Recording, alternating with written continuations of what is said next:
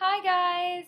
I'm sorry I couldn't be there this weekend, but I'm really excited that you guys are having this event and this back to school bash in which you can kind of prepare, get ready to go back to school and kind of get some insight on things you might face and how to combat those things.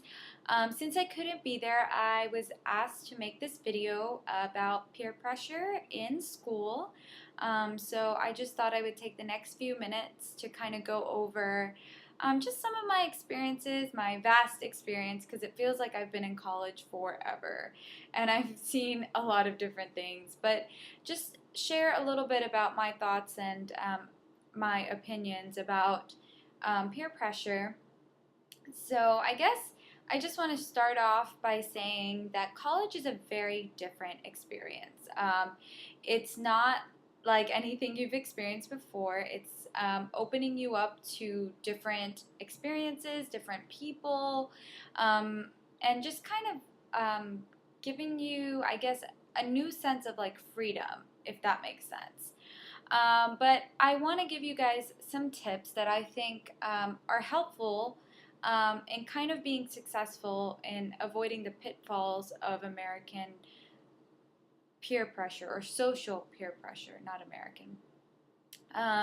So first off, I would say that really before you start college, I think something you should be praying for is finding the right group of friends. I think that really having a good group of friends determines your success in college, but also determines like because they are the ones that influence the decisions that you make, the things that you do. So making sure you find a group of friends that really kind of build you up, are accountability partners for you, and help you make right decisions both as a Christian and just in general as a fellow human being. So I think that's very important. And I think, like, most of you guys are probably praying for good roommates and things like that.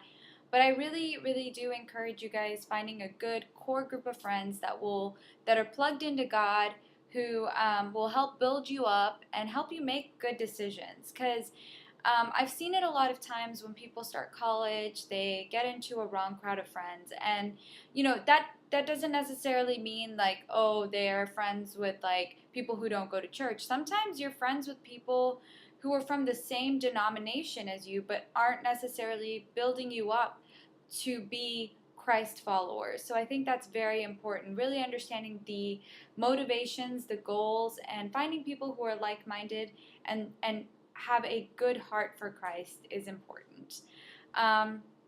The next thing is, I would say, really finding out about who you are.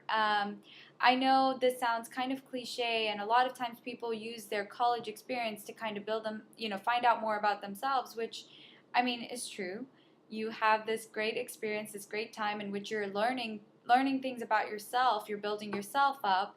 But at the same time, I think before you start college, I think it's important that you kind of sit down and really understand why certain things, why you believe certain things. I think it's important because when people ask you questions like, "Hey man, why aren't you coming with us to this event?" or "Hey girl, like why don't we hang out here?" or "What's wrong with doing this or that?" you can really say, "Oh, well, instead of being like my mom and dad, some of the reasons could be your mom and dad. Don't get me wrong. But I mean, for the most part, really understanding, well, this is the reason why my mom and dad said don't get involved in this, or this is the biblical reason why I shouldn't do that, or this is going to affect my relationship with Christ, whether positively or negatively, and really understand why you believe the decision, why you believe in things, and why you believe things are wrong, and why you believe things are right. And have, biblical backing and pray about it. Because I think when you start college, it's going to be really hard to say no to something if you hadn't thought about why it's wrong. If all your life, the reason why you were saying no or yes to things was based on mom and dad saying yes or no, it's going to be very difficult. It's going to be very difficult for you when you start school to do the same thing.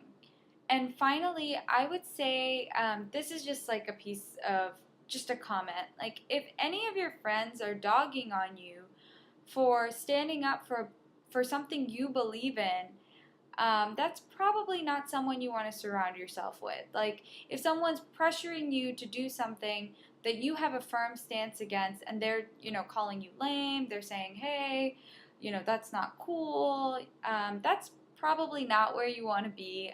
That's probably not someone who respects you as a person. So I would really suggest kind of distancing yourself from that kind of environment. And again, that goes back to having a good group of friends who kind of say, yeah, I respect your decisions. I respect that that was wrong for you, and I respect that you're not doing it, or you're not taking part in it, you're not hanging out like that. I respect that.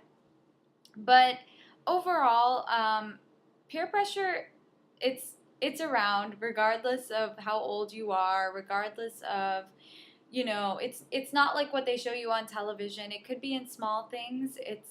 But it's definitely there when you start school. And if you kind of just aren't prepared for it, it can really take you by surprise and get you into some trouble. But I know all of you are very wise. I know you guys pray and you make right decisions. So I just encourage you to just be plugged into a fellowship, a Christian fellowship when you're at school.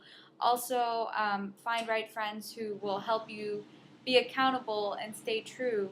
And also, when you come back, stay accountable to your home church too.